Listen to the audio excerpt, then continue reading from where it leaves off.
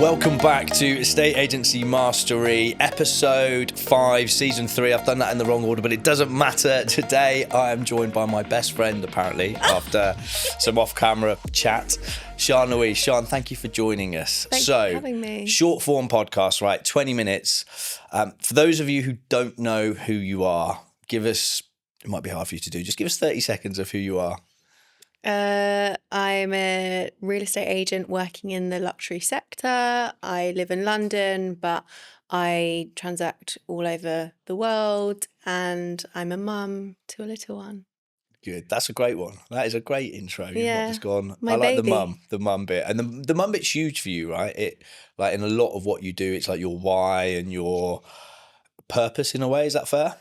For sure. I mean, there's no bigger motivation than having, as you know, little humans and wanting to be able to give them the best life that we can possibly give them. Okay, so this podcast is all about if you're going to go self-employed, what steps should you take? But maybe we start there, right? So how much of a driver was your daughter on making the decision to give up or walk away from an employed job? She was the ultimate catalyst for me, because she was at a nursery.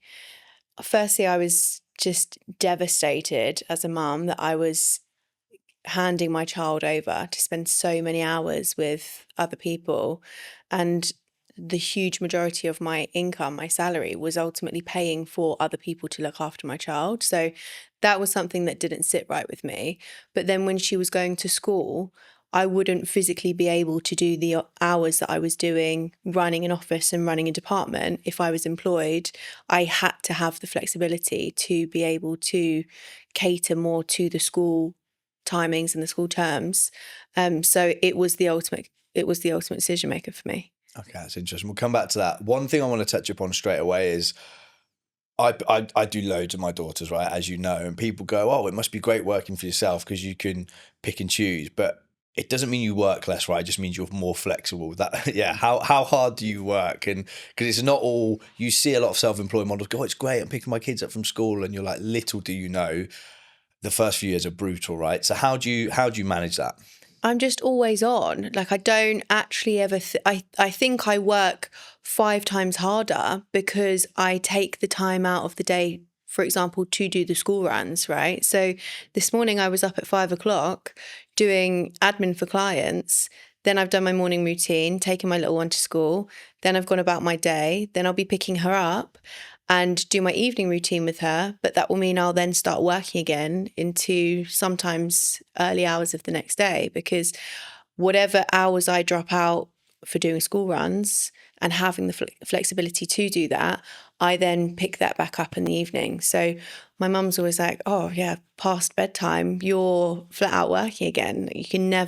There's never a time when I'm really having downtime for me, because I'm always feeling like I'm trying to catch up, essentially. Yeah, I hear that. And I think back to a conversation we had off camera, that I think my time is super precious, and being self-employed, allocating that time to something that's not going to add value to where you're going. You can do that in an office, right? Just to kill time. But when it's your own business, there's no way. Okay. So if you're watching this now and you're going, okay, I get that, I want to see my kids more, or there's something in your life that's made you go, I want to be a self-employed real estate agent. How'd you go about it? What steps did you take? I was mentally preparing to go self-employed for quite a while. So I do loads of stuff on social media. So I've always been kind of building my personal brand. That's something I've been doing for years. So I would definitely say, if you are thinking of going self-employed in the near future, definitely start working on personal brand, start networking in the right circles, start making sure that people know you are doing transactions in those circles and it's not the company that you're working for, it's actually you as an individual. I think a lot of people make the mistakes that they are really good agents, but they sit behind a big brand for years. And so people think it's that brand that's doing the business, but it's actually the really good agent who sat in that seat for the last however many years. So I would say personal brand is key.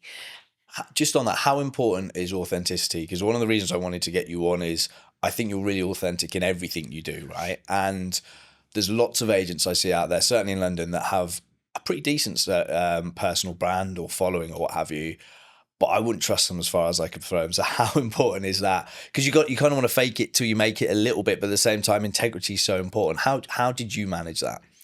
I think it's just like what type of person you are, right? I am, yes, on Instagram, life looks very glittery, but also people know that I'm very much a real person, and we've all had our ups and downs in lives, and I've never been one to shy away from those things. I think if anything, your life experience is what makes you be able to connect with different types of people. So whenever I'm meeting clients or I'm meeting people in the industry, they'll always meet me, and they won't meet the mask version of, what that business wants me to present. Obviously, there's ways in which I can speak about certain things in certain ways, but I'm just a very authentic person in life. So I think that filters through to the work that I do.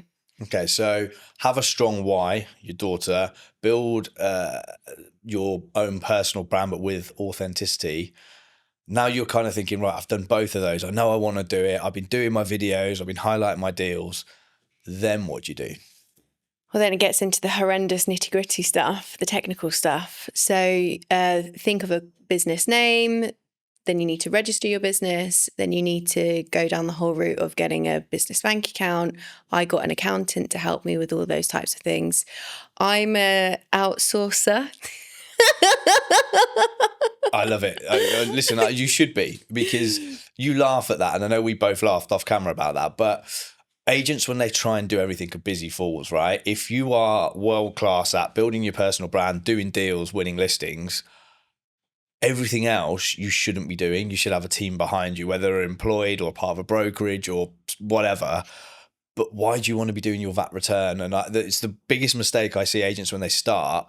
They don't appreciate what their hourly rate is. They try and do everything, and then they never get past, say, 10 completions or closings or whatever a year, because they're focused on doing all the shite, the minutiae they shouldn't be involved in. So whilst we laugh, I think you have to have your, whether you call it a power team, whatever you want to call it, behind you, so that you're not wasting your precious resource. What would you say to that? But I think that time is your most valuable asset. So, there are also people who are experts in certain fields that I'm not an expert in. So it will take me 3 times as long to do my bookkeeping than a bookkeeper, for instance. It will take me 3 times as long to do my VAT than my accountant. So there's just certain things that I am very happy to invest in. And I think when you have your own business, you have to think, what is worth investing in for me to then gain from that? And if I gain 4 hours that week, I can put those 4 hours into something much more productive, into growing my business in a different way.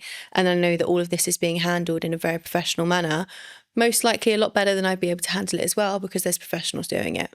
So it sounds like you've really got your shit together when it comes to time blocking and allocating your week. I speak to agents that are horrific at it, right? They're like, I've got a blank calendar, manage me. And I'm like, no, that's not what I'm here for. How do you time block? Do you plan your week out at the start? How do you maximize the use of your time? I'm like so calendar driven. It's actually would probably make you feel sick if you looked at my diary. Everything is time management. I'm booking months, weeks, days in advance. Like, it's my diary now for the rest of the week is filled pretty much every hour for the rest of the week. Like, that's my diary management is mental, but that's how I manage to do what I need to do with. Makes sense. You must have been excited for today because you turned up 15 minutes early. Which you text me so many times about make sure you're on time, and I thought, you do have previous. You do have previous. It's fine. Okay, fine. So you start. You're militant with your time. How do you? So let's say you're doing this now. You've got your accountant. You've got your reason why. You're time blocked out. How do you go and win listings and make yourself known? Because we call it drive to 5 in our business. How quickly can we help our agents get to 5 listings, and everything comes off the back of that, right? But ignore that kind of terminology. If you're watching this as a younger Sian, thinking, I want to go and do this, I've got all the processes and systems set up, but where do I go and get my first set of listings from? Where's that from? For me as an individual, all of my 85% of my business comes through recommendation. So that's coming from previous clients who I met maybe in the corporate world, to their family member or their friend or whoever they recommend me. I get a lot of business through socials. A very easy tip and trick to do is, for instance, I have a lot of American clients who are coming over to the UK at the moment.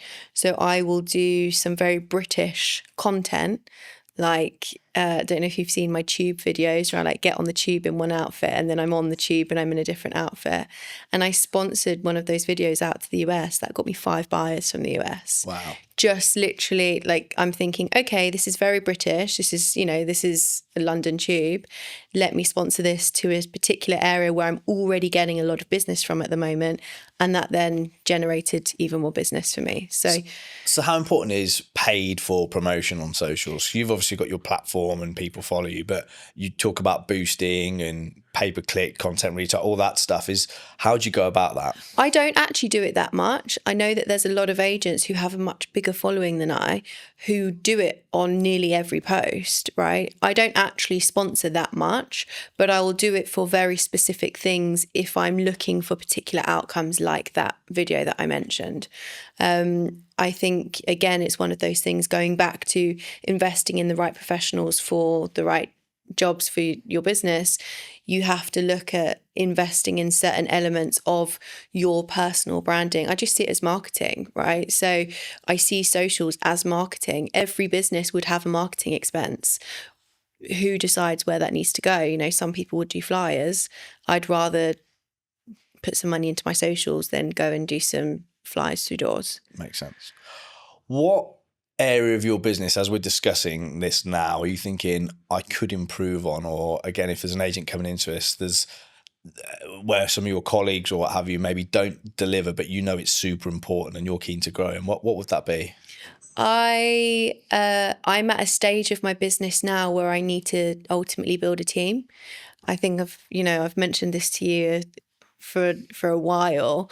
I'm now at that stage, and I think a fault of mine is because so much of my business comes through recommendation.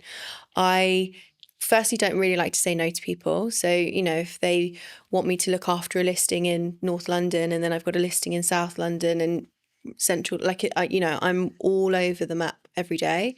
And secondly, because it's all so personal and personally recommended, I like to handle everything myself, right? Because it's the relationship that I had with that person, which is why they want this person to work with me. So I struggle to outsource in that sense. I struggle to outsource when it comes to my client relationships being in the hands of people that I trust in my realm who would potentially be a part of my team. It's something I'm improving on, I must say. And I'm collaborating with a lot more agents on listings because I can't do everything myself. But it's definitely, that is something that I need to continue to work on. Based on what you've just said, if you were your own coach, what would you tell yourself? To let go, stop being a control freak, and allow other people in so that you can multiply quicker. Yeah, 100%. Okay. Final question for me, and this is my curveball question. It's turned into counselling, brilliant. My curveball question is, what is one so let's say you go self-employed now, what is one direct prospecting tip that you should go and do the week you get started, whether it's in your case phoning your old database or old clients or whatever, door knocking, you choose, but what's one thing that you should be doing? Can I give you 2 things? We're not very good. Of course you can. Yeah, there's loads of value on this podcast. Tell the next guest to stay back. And this can come across 2 ways, and I'm aware how that can come across, right? But I sent my daughter to the most expensive school in the area, and I joined up at the most expensive gym because I wanted to collect my network from those places that I was investing in. Makes sense. Straight out of the Sir Hunt playbook, right? Of going to the top gyms up and down New York just to network. I fully get that. And I'm in a similar situation. It's your network is your net worth, and that's so cliche, but you've got to work it as well. You can't just chuck your kids in there and then. No, for sure. Yeah. Okay. And what was the second one? It was the school and the gym. Oh, the school and the gym. All right, brilliant. Sian, you've been wonderful. Thank you so much. I'll see you soon. Thank you for having me.